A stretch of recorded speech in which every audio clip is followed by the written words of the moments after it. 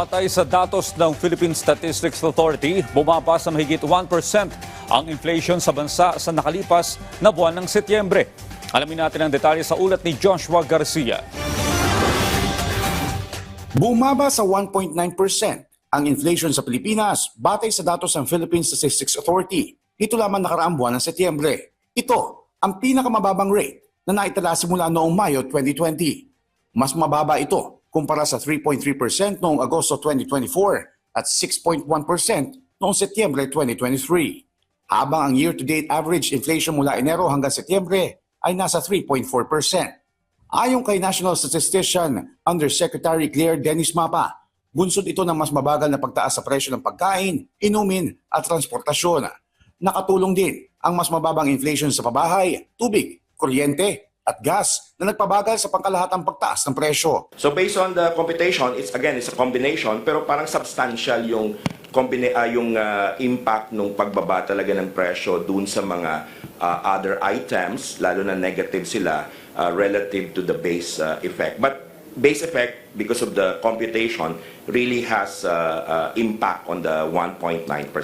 Sa Metro Manila naman, bumaba ang inflation sa 1.7% mula sa 2.3% noong Agosto, dulot ng mabagal na pagtaas ng presyo sa pabahay at transportasyon, habang sa labas ng NCR ay bumaba rin ang inflation sa 2% mula 3.6% noong nakaraang buwan. Ang Ilocos Region ang nagtala ng pinakamababang inflation rate na 0.6%, samantalang Western Visayas ang may pinakamataas na inflation rate na 3.4%. Bumaba yung inflation rate natin, ibig sabihin lang nun, bumagal yung pagtaas ng ating presyo ng mga bilihin. Pero kung titingnan natin yung mga individual items or some group of items, mayroon talagang bumagsak, negative. Ibig sabihin, talagang bumaba yung presyo niya. So anong example nito? Yung transport, gasolina, diesel, kamatis, so yun, mga negative yun.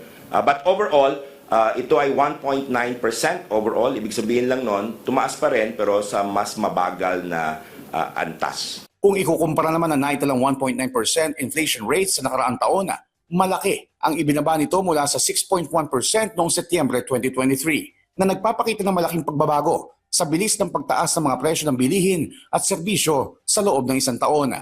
Samantala, ayon sa National Economic and Development Authority o NEDA, patuloy na isinusulong ng gobyerno ang mga hakbang para mapanatiling matatag ang presyo ng mga pangunahing bilihin, katulad ng implementasyon ng Executive Order No. 62 na nagpapababa sa rice tariffs, agripuhunan at pantawid program, gayon din ang patuloy na laban sa African Swine Fever o ASF at ang pagpasa ng Anti-Agricultural Economic Sabotage Act na layong sugpuin ang hoarding at iba pang iligal na gawain.